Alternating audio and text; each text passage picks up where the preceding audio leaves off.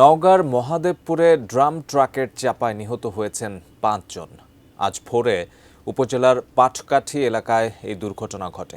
বিষয়টি নিশ্চিত করেছেন মহাদেবপুর উপজেলা স্বাস্থ্য কমপ্লেক্সের আবাসিক মেডিকেল অফিসার ইমরুল কায়েস। নিহত ৫ জনের মধ্যে তাৎক্ষণিকভাবে ২ জনের পরিচয় জানা গেছে। তারা হলেন উপজেলার নূরপুর এলাকার বিপুল পাহান ও সঞ্জু রাও। মহাদেবপুর ফায়ার সার্ভিস জানায়, ড্রাম ট্রাকটি মহাদেবপুর থেকে পত্নীতলার দিকে যাচ্ছিল। এক পর্যায়ে ট্রাকটি নিয়ন্ত্রণ হারিয়ে একটি ভ্যানকে চাপা দিলে ঘটনাস্থলেই ২ জন প্রাণ হারান। ৩ জনকে গুরুতর অবস্থায় উদ্ধার করে উপজেলা স্বাস্থ্য কমপ্লেক্সে নেওয়া হলে সেখানে তাদের মৃত্যু হয়।